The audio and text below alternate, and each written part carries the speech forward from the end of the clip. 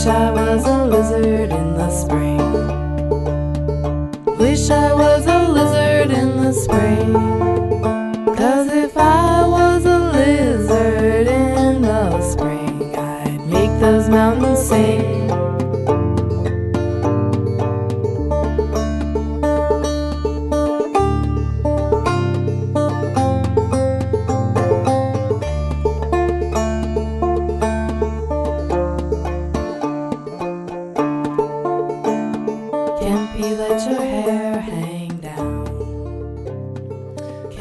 And welcome back to Radio Against Repression. This is the first episode on the DAB, and we welcome you into a not particularly new year, but I'm here in the studio live with Yara and with Jules, in fact. Yes, but we're not going to be staying live. We have a very special edition today of Radio Against Repression, the radio show about defunding censorship and repression. And today we have a very special guest, but this is what we're going to be showing you is a recording that we did a couple of weeks ago with none other than Ahmed Tobasi, the longtime artistic director of the Freedom Theater Jenin. And we had the great pleasure to sit down with Tobasi in December after, I know him from Jenin, but we both went to Leipzig, and where he was part of a festival by the Leipzig group Artists for Cultural Freedom. Shout out to them, they're amazing. Yeah. And they organized a weekend festival with him. Yeah, it was an amazing performance of his piece, and Here I Am, which was cancelled last year. And it was kind of amazing to have a conversation with him, actually. I'm still kind of moved by that experience. And we literally have like 3 minutes of free time. So we're going to try and get some announcements to you at the end. But otherwise, anything else to add? There's something else you want to say? Yes, It's also a special day today because it's our birthday. We've now been doing Radio Against Repression for 1 year, and it's been so much fun and so interesting. And thank you to everyone who's been along for the ride. We will continue doing it, and for that we need your support. We have a fundraiser for our hosting costs. Unfortunately, websites and podcast hosting not quite free, so go and drop a couple of euros there if you have some. We also have a Patreon if you want to support us more. Yeah, it's GoFundMe Radio Against Repression. Yeah, if you look it you up, can find it. it. There's a nice little campaign. We'll probably update with a few more pictures, and we're going to do a video and stuff later. But for now, we've got to listen to this show. Yes. It's been a real pleasure, and here we are with Ahmed Tobasi in 2025. Welcome, Tobasi. Hello. Very happy to have you here in our makeshift studio because we're not in the studio. Welcome to Berlin. Yes, it's nice to be here. Yeah. Yeah, so we've both met in Jenin, actually, where you were the artistic director of the Freedom Theater for a long time. But we met here last week in Germany, in Leipzig, for a workshop for the Revolution's Promise. And then your Germany premiere of your solo piece. Here I Am. So how was you want to tell us a little bit how it was for you returning to Leipzig after And Here I Am got cancelled last year, and then this year you were finally able to perform it? Yeah, for me, to be honest, I never thought about this in this way. The people who work with me in the production, they got the contact, they were working in it, and I never thought it's like once my show would be cancelled, or like I didn't thought about any situation would make a theater show be cancelled. And then when I was talking to the producer and the people who coordinate, they were telling me we doubt this will happen. Then I already have expectation, some issues, because then I update myself about the situation, politics in Germany, the decisions about Palestine, whatever is going on in Palestine. And for me, really, I didn't expect anything. And then after this news, which is I didn't see, because they made the news, they made decisions, whatever, and I didn't know any of that. Later, I start to get contact from people, from activists, like, this is a shame, we cannot accept it, we have to do it. And then the guys, decide to put the show because they are not agree for any artist to be cancelled in any way. And I think I was so happy, so grateful actually to see that people, artists, activists decide, they make all the effort and they put the show. It was a fantastic night, technical, the show was complete, audience, many people. And for me, it's always about the result of it and the process when you see people volunteering, completing, solidarity, and that's which kind of community we need for the future. And for me, this is kind of cultural resistance to be able, in this time where technology, division and individualism take over, people can still manage to create a community from nothing and do a success work. Was it the first time that any of your shows was cancelled? No, for sure. After 7th of October, I had a big tour in Sweden. And we were having a tour in France, and the first show being cancelled. And then I loved it because each time we get cancelled, we get more famous, and then the discussion start. Bring the discussion back, especially about Palestine and politics. Is the artist really should be dealt in that political way? And for sure, then news start to talk about that. And it was a big news in France, but in Sweden the whole tour cancelled. First show being cancelled in France, and then it was a challenge. After the things start to get more crazy, then the people start to think, no, this is theater, why we have this judgment? But took time till people realize. But to be honest, as a Palestinian, I used to be cancelled. As a Palestinian, I used to be silenced. As a Palestinian, I used to come from this place, how to find the way to tell our story, because all propagandas and all the agendas was against us, to not give us a space to show us ourselves, to tell. And the propaganda of the West, and I always say that, they already made a big shift how young people in Europe look at the West, at the East, at the Palestine, at Middle East, at Muslims, at Arabs. They made one picture, the terrorists, Al-Qaeda, ISIS. And it wasn't easy to fight all of this propaganda and all this year and just to say, no, please listen to us. It's a big job. It's a 70, 80 years of work to change reality, history. So for sure it's not easy. What is happening in this world now, it's exactly how we call it, when the mother gonna give a birth. And this is the maximum where humanity dealing now. What is come out? When the water breaks. Exactly. It's in labor. Yes, it's like, what is gonna come out from this 2 years of genocide, and people mixed up, people lost, they don't know what is the politics, what economy we're fighting for, who, what is right, what is wrong, everything got mixed, everything got much more complicated, and in the end you see, not easy to explain to people, because these politicians, this propaganda being worked in everywhere, on everyone. It really feels like so often we live in a period of, I think you called it, Alex, once, post-truth, or I definitely heard this word post-truth, which is like, the truth doesn't matter anymore. Words mean whatever, and it feels like you're floating, like there's no grounding in reality. But I want to go a bit into like the censorship question, because I actually remember the first time we met in Jenin, which was in the summer of 23 in the Freedom Theater. I asked you, I was like, oh, do you ever experience censorship of your plays in Jenin in the Freedom Theater? And you didn't understand the question the first time. You had to like ask me again, like, what do you mean? So it seems to me really crazy that in this, incredibly intense areas, like a Palestinian refugee camp that is invaded by the army like 4 times a week at least, and now Jenin is completely destroyed.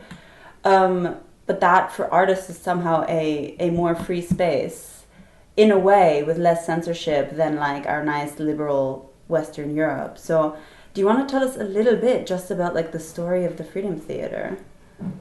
For me, it's censorship. It was always I learn from, I really don't take one thing and I say this is it. Like, each time I'm challenging myself to change, to understand, to accept the difference. Because here is the whole point, is to accept there is people smarter than you.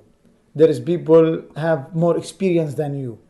And the meaning of freedom, the meaning of censorship is different. The meaning of authority. And even the workshop, you see, we try to play with words. We try to make people what they understand words, because even words being made to understand it in one way.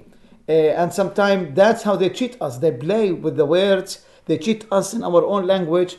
And for me, yes, the whole idea, when we start about stone theater from 80s, like a woman believed that she want to do something and she don't want to agree of the politics that she are in the middle of.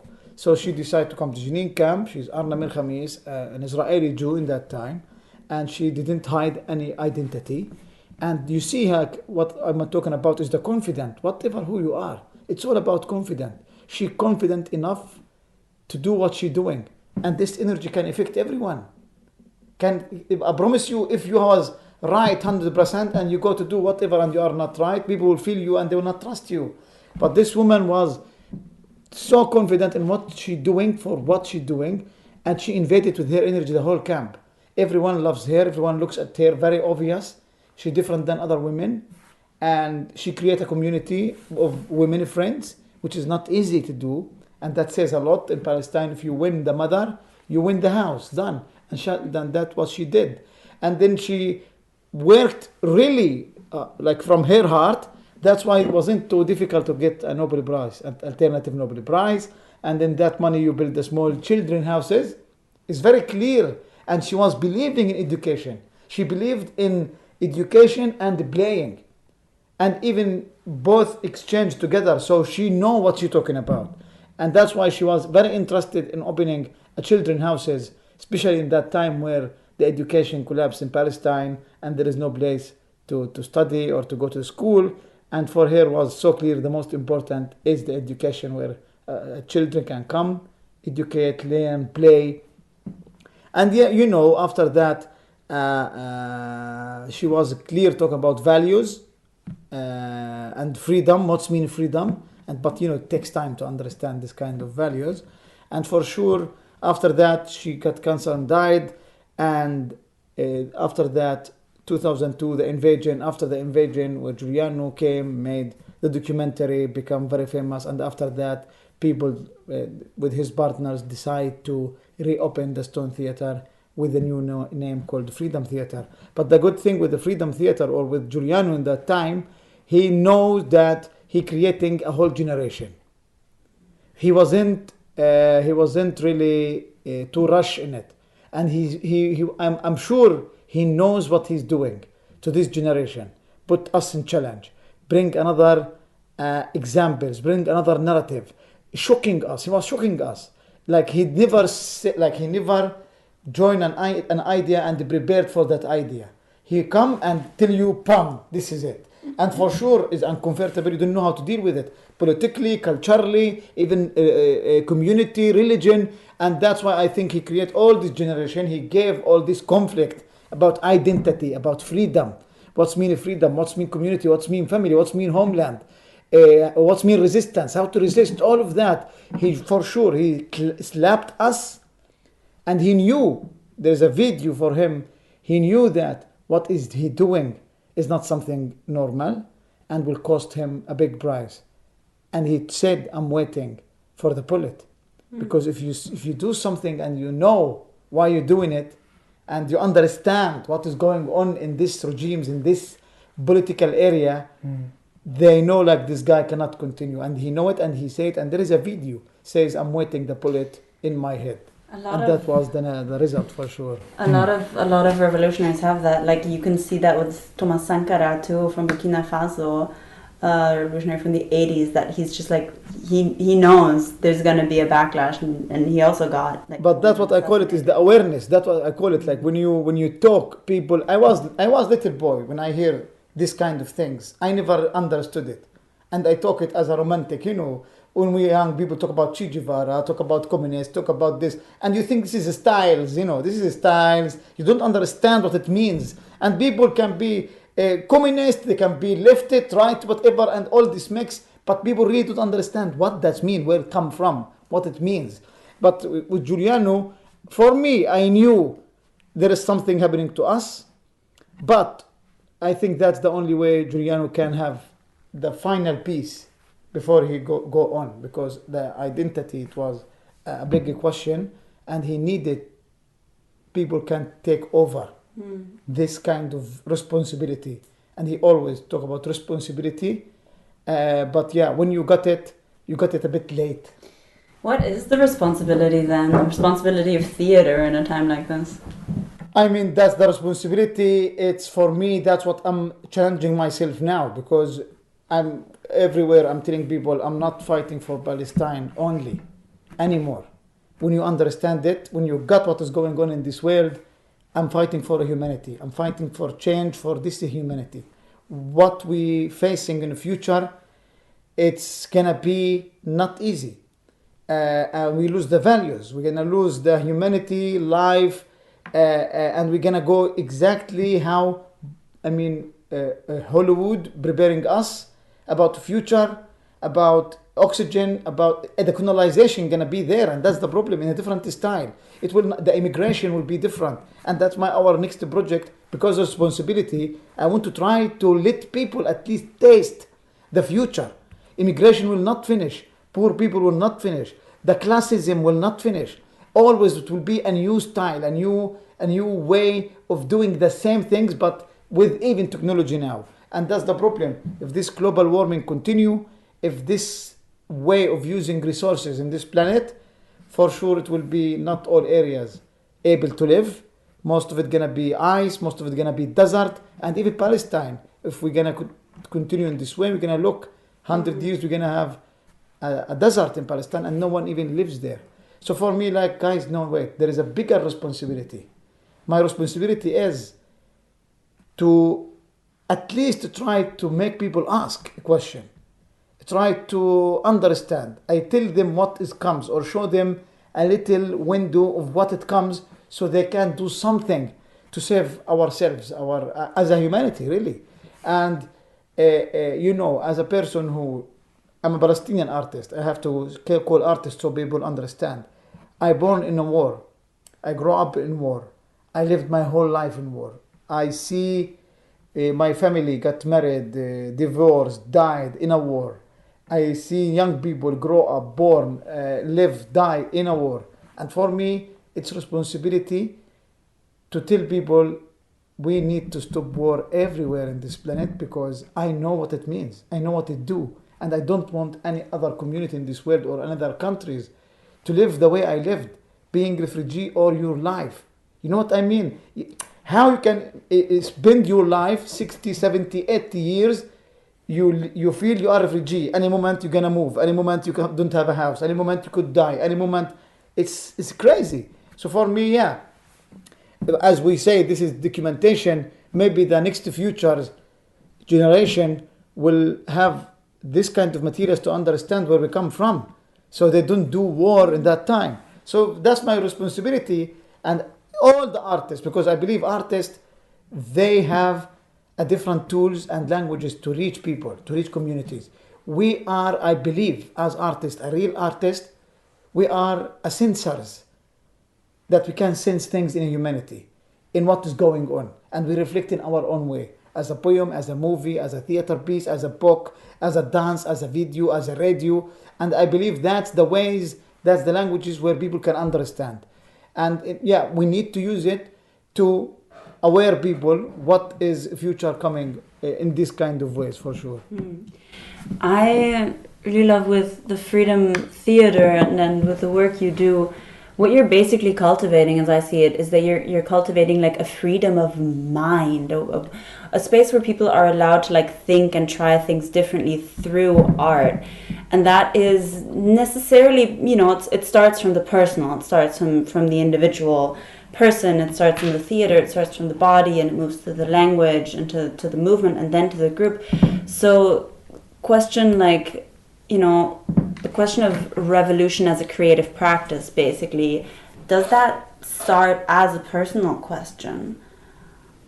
I mean, for sure, my whole point was like the first challenge when we start work in the theater and with Giuliano in that time, the first question, how to find a different way to resist so we not only die, and not only do the typical picture that the West need to see it. The whole conflict was how we find a tool to make ourselves noticed from the world in different way. And for sure that was the beginning with Giuliano, is to make us understand, use another way, use another tool. But we thought the freedom was only from the occupation. And when we start to practice a little bit freedom in the way we think about occupation, then we start to meet the another occupations, community occupations, identity occupations, education occupation. It's like there is different ladders in occupation in each country. We don't arrive to this point because we only have a political occupation. The occupation work on the minds, on the culture, on the. I mean, for me, culture resistance not only in Palestine and only politics. It could be in Germany. People have rights. Individual need to be not part or exactly what the community want to do. I believe we should have the space of individual to create a healthy individual, to create a healthy community by these healthy individuals. But that's the problem. You start to understand that actually freedom not only be freedom how you live your life. Are you practicing freedom? Do you try to think out of the box? Do you try to challenge yourself and not take what everyone is telling you? And for me, exactly, when I start to go to the theater, you see how people judged me.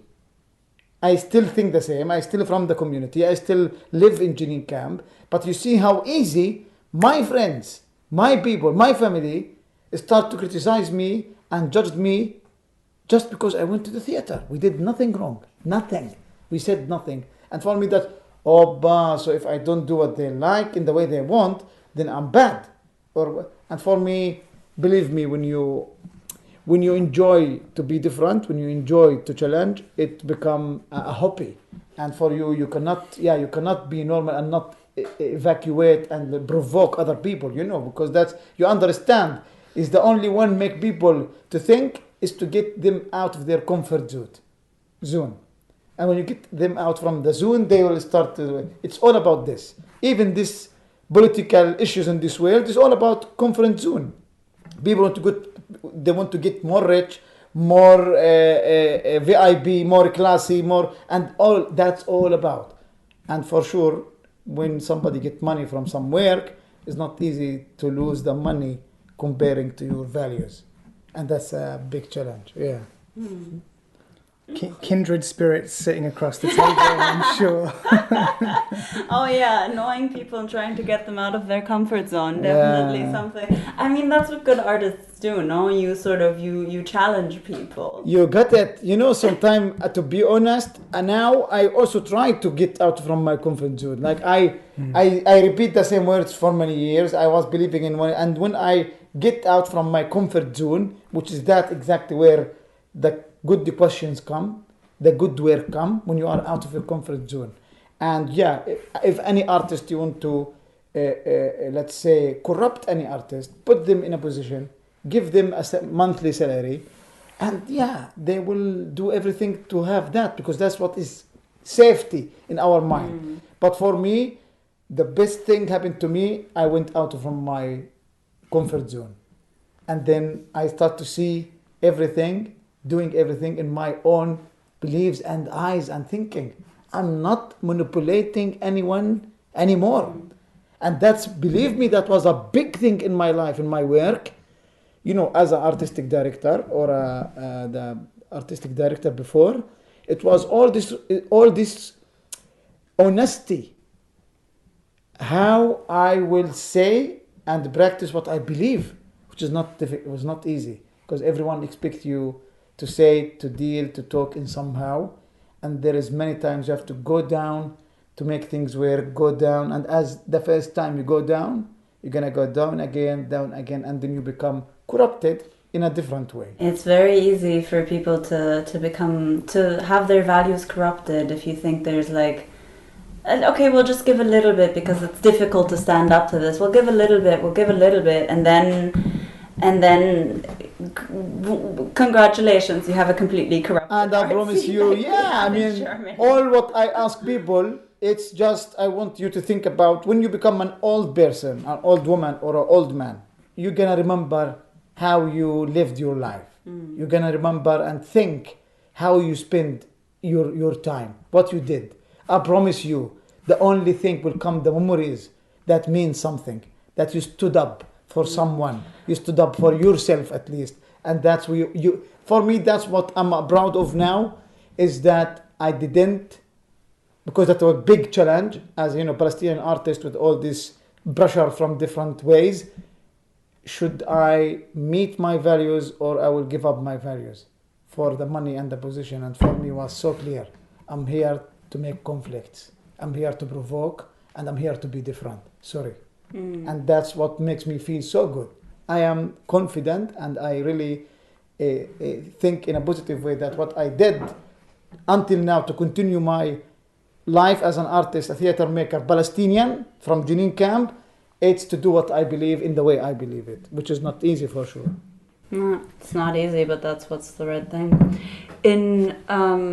And Here I Am, and also The Revolution's Promise, which is, by the way, for all the listeners, available like on the website. The you can artist on front line. Yeah, artist on the front line. Yeah, you can download it. And you Many can read materials. it. It's amazing. Go do that. And you talk about, or those plays, let's say you didn't write them, although you're in both of them. You talk about both your and Zakaria Zubaydah, who is a co-founder of the Freedom Theater and is currently still in jail, no?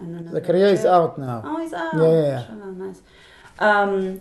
You were both members of the armed resistance in Palestine. Zakaria much more than you.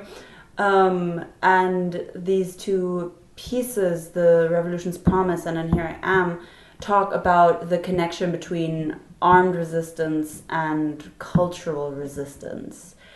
Do you just want to explain it to us, like what, for people who don't know that concept, a gun is a very different thing than a stage. What do they have to do with each other? No, I mean, it's very important. I think that's exactly what Zakaria, why make all this in a way, atmosphere around himself because there is many fighters in this world who are armed and nobody know about them. But I think exactly that's also what we mean. An educated fighter is not like uneducated fighter.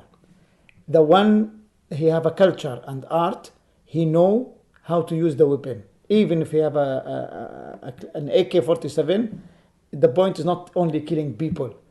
When you are educated, when you are having a culture, art in your mind, you know how to use the gun. And for me, that's the problem.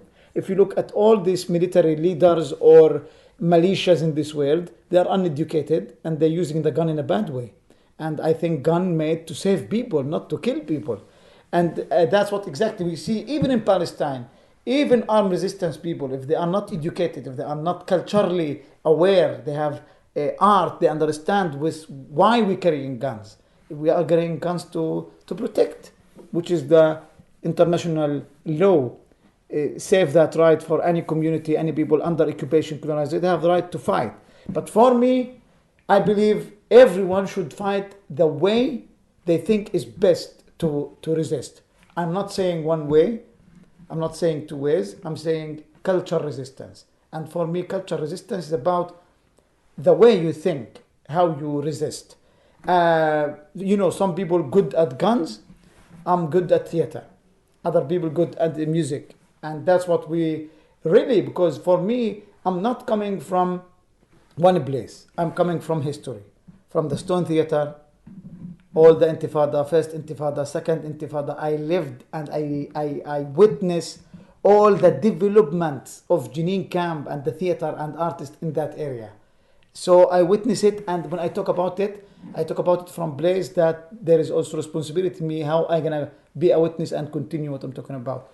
So when we were educated in those houses and with Arna, with Jewel, it's all about like we need to find a new ways and not put the resistance in one style. because that's the West understand. We need to find a new language. And for me, when I understood it, oh shit, you can be a fighter you don't need to die. Like to say what do you want, to achieve what do you want, the point is not to kill yourself. And for me, like, I got it. I want to be alive, an artist, theater maker, and tell my story all my life until I die. If I die normally, I have no problem. But not to suicide. And for me, as Ahmed Tobasi, I don't believe in guns and bombs, and I believe that's the first thing we should get ready of in this world. But I believe in culture and art. Other people believe in other ways to resist. I believe in theater, and I believe in the power of culture and art can make big results. I believe what we saw in Leipzig with artists and the activists, they made everything possible. I believe, and my dream is, all these artists in this world can connect and make like one movement, international artistic movement, where we can fight and defend each other. And I promise you, if we come together, which is always the question, if we come together as artists all over the world, we can change the whole world. It looks romantic, but for me, it's very possible. It just, again, make people believe in that. I mean, just to illustrate, it's kind of a side point, but to illustrate the way that cultural hegemony works, no one thinks of like a samurai in Japan as being like a negative stereotype to aspire to, right? But because we are always fed the idea of, you know, a threat that can't be controlled and an undisciplined army of rebellions or terrorists, you know. So it's like, it's just in that simple comparison, I think you see the way in which this sort of battle, as it were, is so much a cultural battle. Yeah, so much about the way history is written. But that's for me is the same with Germany. I think the German people also having still a problem from, let's say it in the, and for me that's very important to articulate things when German now still suffering from the history. German people, German system, they are abused in one way, and then it makes another problems. And now we look like another genocide. Germany cannot have a clear position, which make it more complicated, and we do the same. Germany has a very clear position. But very manipulated. But for me, I understand that they do it because they think they're doing something right for other people, which is no. And you know, for me, that's the thing. Is enough thinking about history. We admit it. We have to analyze it. We have to learn it. We have to explain it to people in order to continue. But the important is not to go back and just live in that area. We go back, we see what is wrong, to continue to find another solution. We have to learn the lessons for the future and see how we turn it onto today. But what Germany does is the dead are more important than the living in Germany. It's more important, you know, the dead of the Holocaust, which obviously we have to like grieve and remember and learn from like the crimes and the atrocities of what Germany did back then. But in a way that prevents and stops further crimes and atrocities happening right now, not in a way as like a distraction from the crimes or a justification, which is what it's being used for. It's like crimes from 80 years ago are used to justify crimes now. Exactly, but for me, that's, as I said, everything it developed because these things was happening all the time. These things happened all the time. We didn't have the right media or a way to get this information. Genocide happening from long time. Occupation, colonization happening from long time. But it took time to arrive to us, and we know it. Now I think why is what is going on in the world, you see it everywhere, it's on fire. It's because really it's a period for the next future. Who's be there, who's not. And you know, for me, as I said, even about Palestine, guys, don't forget, it's almost 100 years of propaganda, money, billions to change the narrative. So Palestine now, it's in a way a sacrifice to other community, other people to understand. Because for me, if they manage to change the Palestinian story, for me, that's the end of the world. If they manage to finish Palestine story, blah, blah, blah, for me, this is the sign where is clearly we are going, and then we could not change the system. And that's why it's so important that we keep the stories of Palestine alive, and that's why the role of the artist is also so important. That's very important, because that's what I tell people. What is happening in Palestine, it's not only about Palestine, it's our whole world, whole politics, whole economical, how these people think about the future. And we know, as I said, war is a circle, it's not one place and done. We finish from here, we go to other community, other resources, other people, and always they will find a way to address that war. Jewish, Muslims, terrorist Arabs, West, East, Christian, and for sure this is all labels just to use it against other people. I mean, we even see that now. There's the quote-unquote ceasefire in Gaza, which is still, Israel killing a bunch of people. And then they turn away a little bit from Gaza, and now they're just using that to destroy the West Bank more. And they're turning back to Lebanon, and now Israel is threatening a new war with Lebanon. And it really just goes in a circle. It will go forever as a circle if we do not stop it, or at least people change the system. And for me, change the system for sure is not tomorrow. And it's not in, I don't know how long it takes. Yeah, but you never know. And I believe empires always fall when they look so strong. Always empires, if you take it from the French, from the British, from the Americans, always, inshallah soon also, this world will change, because this empire cannot be, we cannot continue in this planet, one country, one nation controlling everything. We can't, because we are not one. I have no problem. If we are one, fantastic, we are one. But the problem, that's the beauty of humanity. Different culture, different languages, different art, different history. That's how we are rich. That's what makes us different from anything from this world.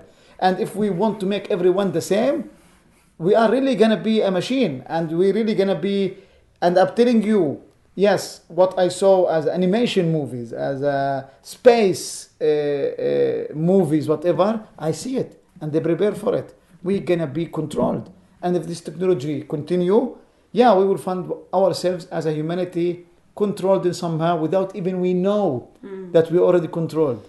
And what kind of future, what kind of imagination, humanity that we need if that can end like this. The power of technology as surveillance is really intense. Like, you don't even have to think about the really big, crazy dystopia things. It's even just like we're being surveilled every day. There's more and more cameras everywhere. But that's what I mean. The dictatorship is even transforming.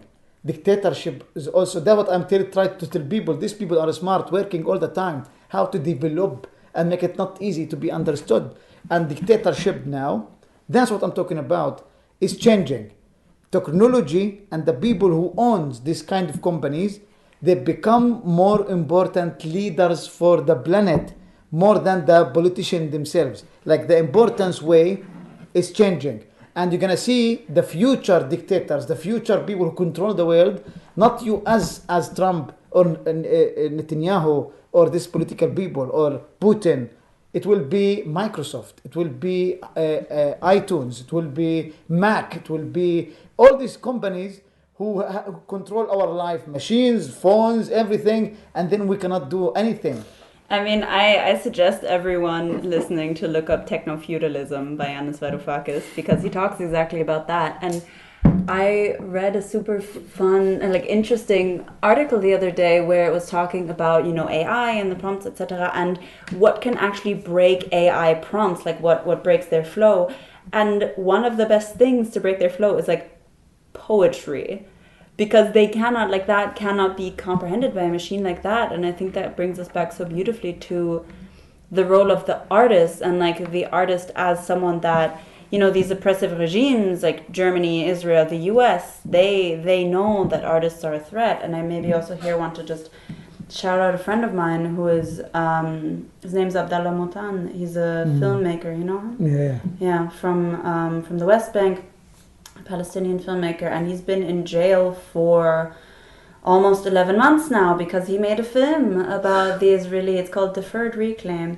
It's about the Israeli practice of keeping Palestinian prisoners who die in Israeli jails, who are killed by negligence or torture or medical neglect, and they keep them in jail because they have to, quote unquote, finish their sentence.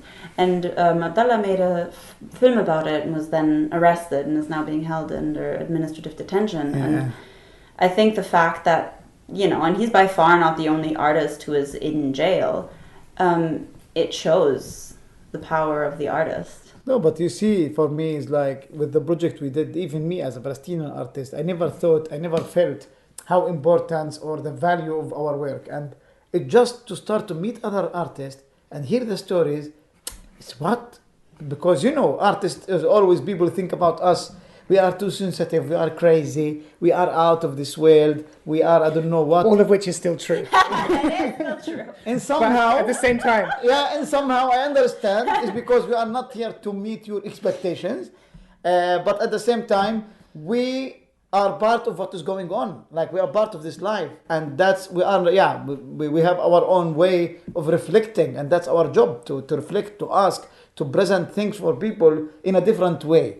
And that's the whole important, in a nice, beautiful, and violence, whatever you call it, way that it doesn't harm anyone in typical way. But yeah, I mean, in Palestine, you see the artist being shot in prison, being in the court for many years, and all of that because only the artwork, and says a lot. Because, for me, that's what I'm saying. Each time I have a question or a doubt about what I'm doing. Because, all the time there's a moment makes you wonder, is really you doing something or is this just another way that people lie at you? And for me, I promise you, each time I arrive to that question, something will happen. Show me, yes, that's the way, that's the difference between me and other people. We're doing it in this way. And yes, I believe culture and art, they know it. That's why the first thing they arrest, the first thing they will put in censorship is the artist.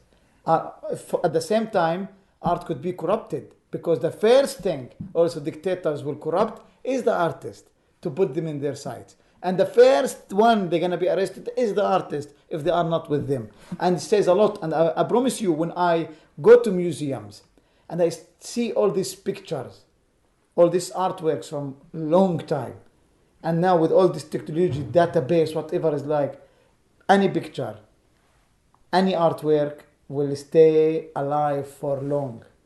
And for me, exactly, that's what is resistance. We do things that is going to live for the whole life.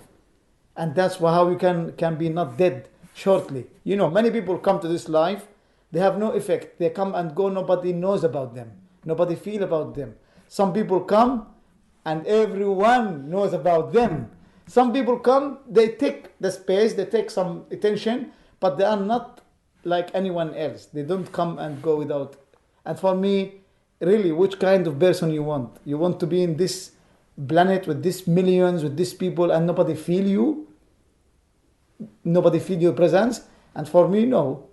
I cannot be like any other billion people. I want to be realized, at least.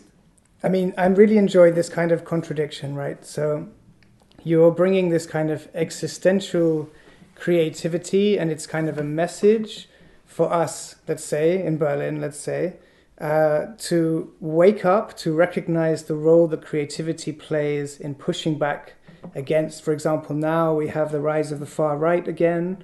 In political terms, it's always been there.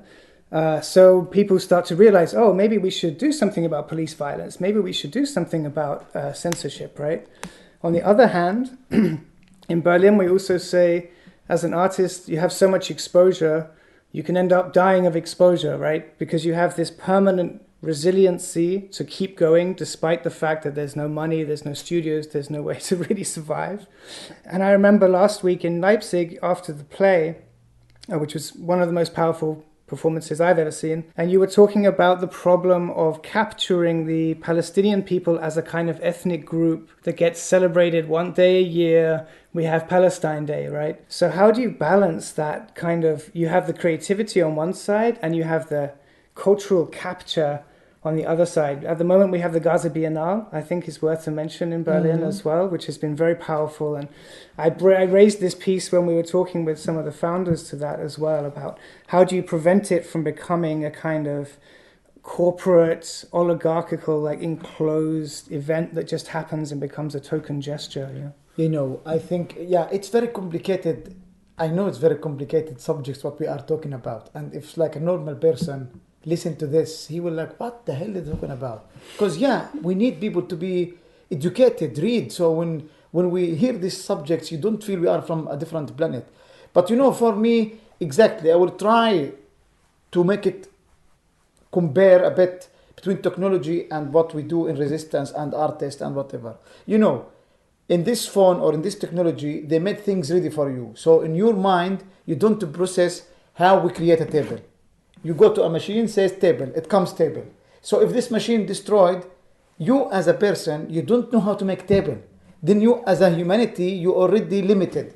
And by letting Palestine or by making Germany, young people in Germany, don't know how to protest, don't know how to ask for their rights. They will not have this knowledge about what's right mean, what's mean, what I can do as my right, how I can say no to the police. Because the drones, the weapons, the technology they use in Palestine, it's one systematic governments will take the same system and apply it on German. So in future, German people, they cannot say no to the politicians, or if they want to demonstrate for a right, they don't know how to demonstrate.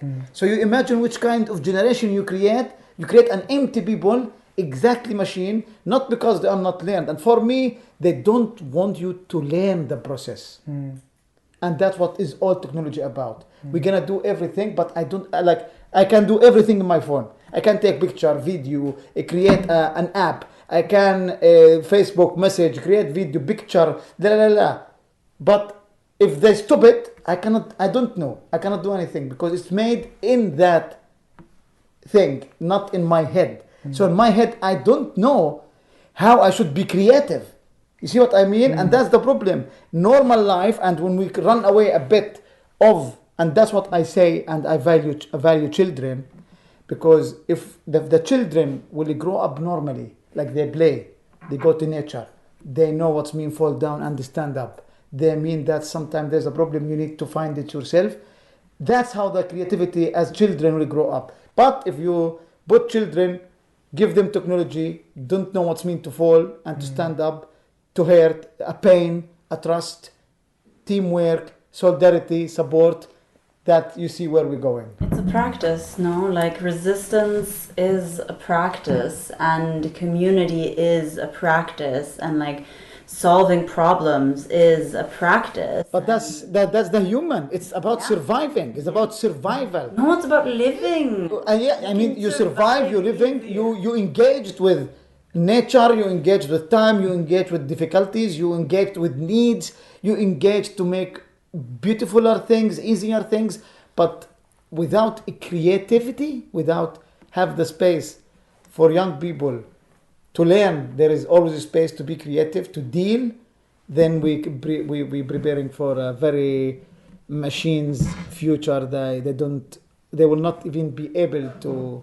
deal with their life. I mean, it's about improvisation as well, right? Like, to bring it back to the theater again, because you improvise with these objects, suddenly this object is not a banana, it's a phone, right? Classic example. But yeah, exactly. I mean, when I look at my daughter, which is like 2 years, she know exactly how to open the phone, which app, which video. I mean, she can go to the video 23.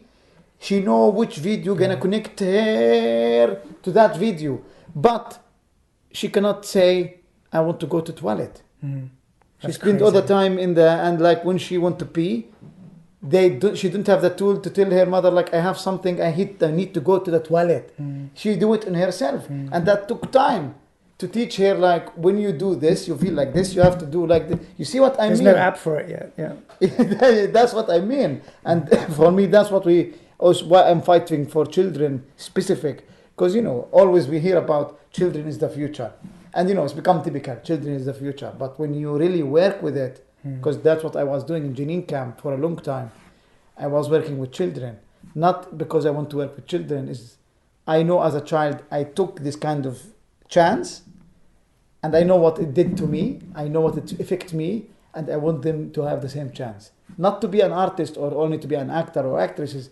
is about to have this tool, how to express yourself, how do you tell your story, how to reach things and talk about difficult subjects, but you still speak in a different way. So yeah, creativity, space, freedom is not, we should not deal with it as the West, how they teach us. It's not the same meaning. Yes. Maybe one last question before we wrap up. What's your, if you can even say that, just like what you think of, if I say one piece of art that like really changed your perspective, one piece of art that really influenced you, what's the first thing that comes to mind? No, to be honest, my experience, because from Palestine, my first place was Bruxelles with KVS and Hildegard. She was also a dramaturg working there, and that's where we start the exchange in Ramallah and Brussels. And for sure, it was my first time I go out of Palestine, and it was my first time I residency in a big theater in Brussels, and then that experience made me understand there is art, there is groups, there is theaters, there is audience. And it changed my whole understanding about audience. In Palestine, we were finding different ways to bring the audience. It was, for me, in that time, it was fascinating to see there is line on theater, on dance. Like how people pay tickets, people call, people, and for me, it's like there is something wrong. And, then you understand what's mean culture. Culture is not only seeing theater, but culture is the way people live, the way people think. That's culture. The way people eat, the way people practice their life. And you see, wow, in Bruxelles there is art. Like they respect something called art, which for me, I was coming artist as a fighter, as fighter. We sweat, be dirty, should we work? And there, no, artist, you should be reflecting in a different way, make people think in a different way. And yes, for me that was like, okay. And when you see young people doing all this political, try to provoke, try to ask questions, like, wow, actually yes, art is not for manipulating people. Art is for provoking people, and put your finger on the subjects that not anyone can speak about or even mention.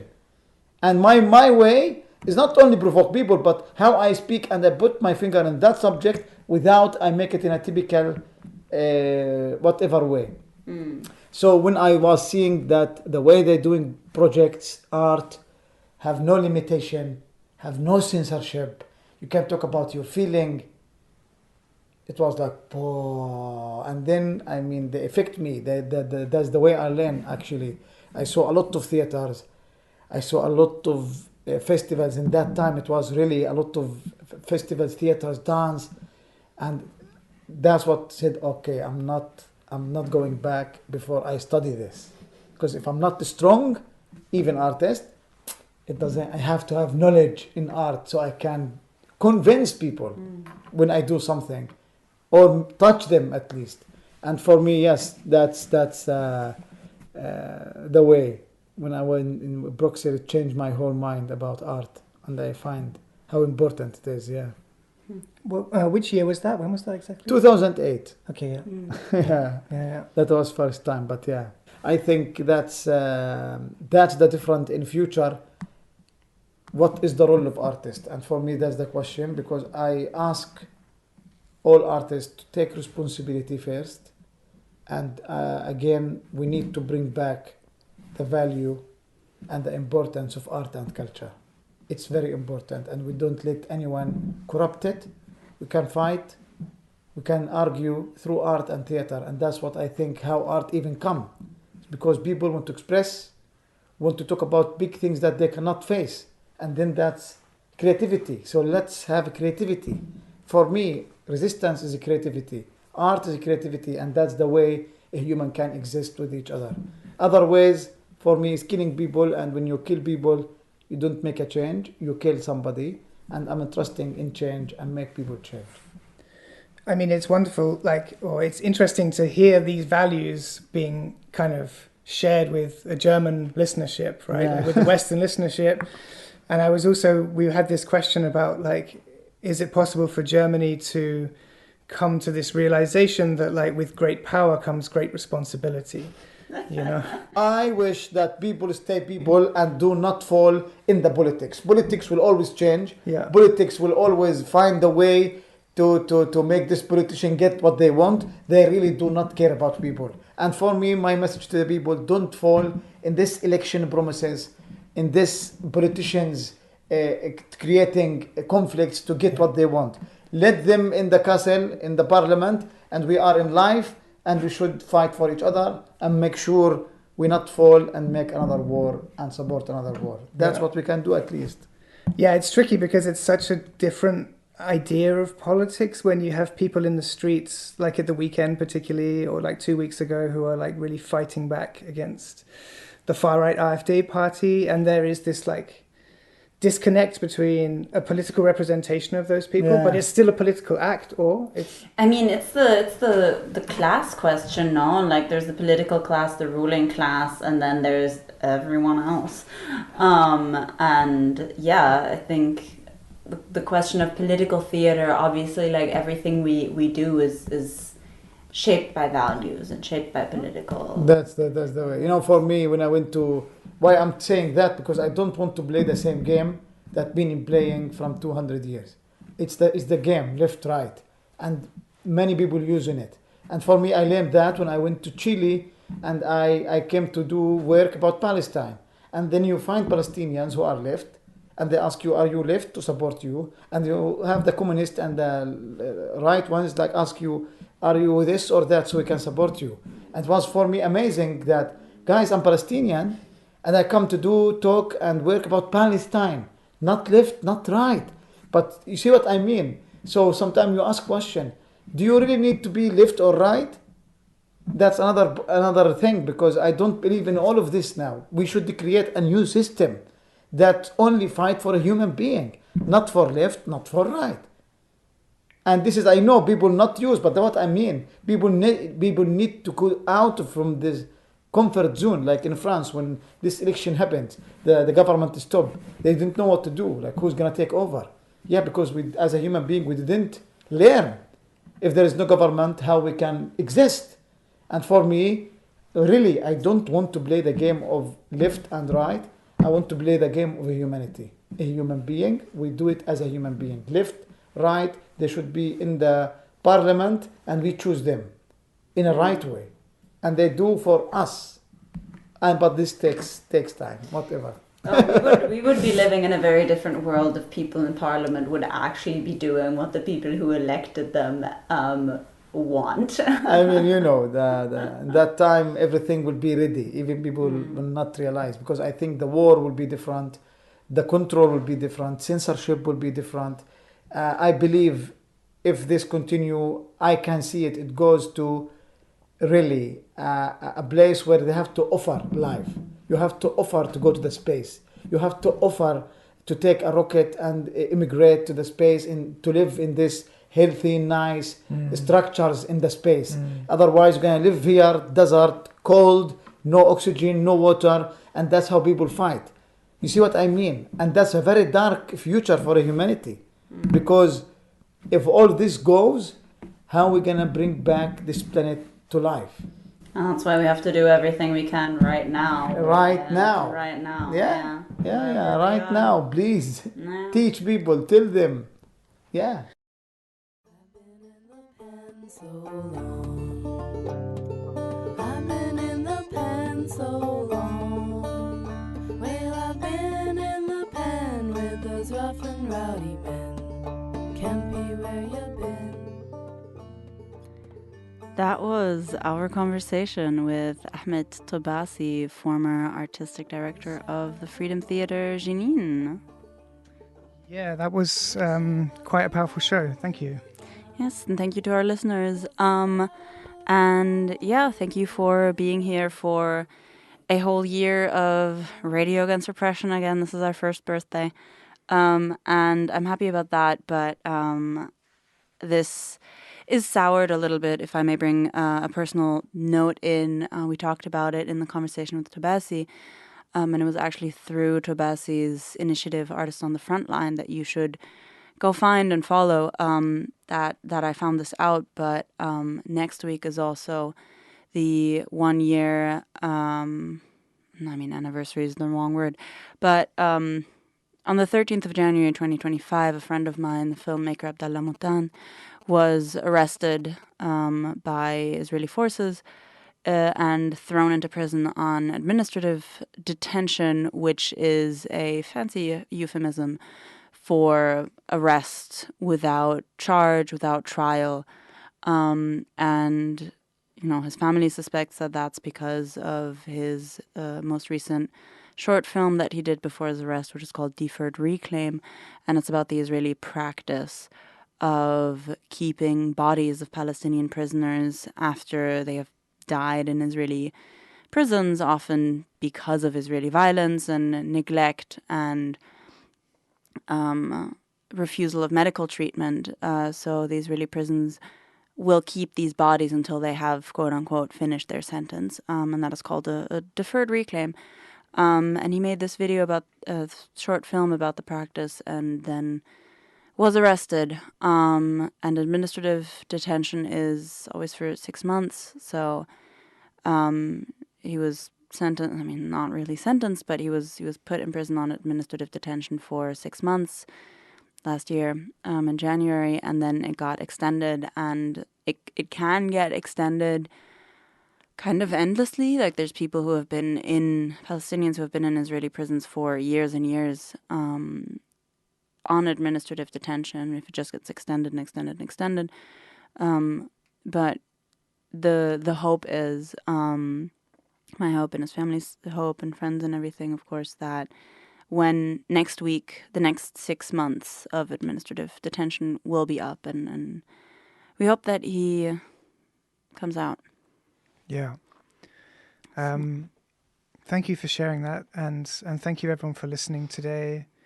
We will get this up on the podcast, and maybe that's the easiest way to share this program with maybe one other person. That's really how we can keep going. So we really appreciate that, and yeah, have a strong month, and we'll be back in February. A little heartbeat to see the fundraising go up and to see which guest we're going to get first. But support the fundraiser if you can. We really want to keep this completely independent media platform running, because I don't know how many really independent there's a lot of cases that get sent to us to that we want to get into. There's honestly more work now than we have capacity to do with 2 shows a month. So. Oh, absolutely. We could easily ramp this up to a bi-weekly show. We just don't currently have the funds, I guess, to do that and the capacity to do that. This is a completely volunteer project. Like so many of the things which we know everyone is doing as well. So many of them, yeah. That's been it. Support the fundraiser. Radio Against Repression, yeah. Go on our Patreon if you want to. Recommend the show to a friend or 5, and do something good today and tomorrow, and do something that will throw rocks in the face of empire. Okay, wonderful. See you next time. See you. Ciao. Great. I guess not see you, hear you.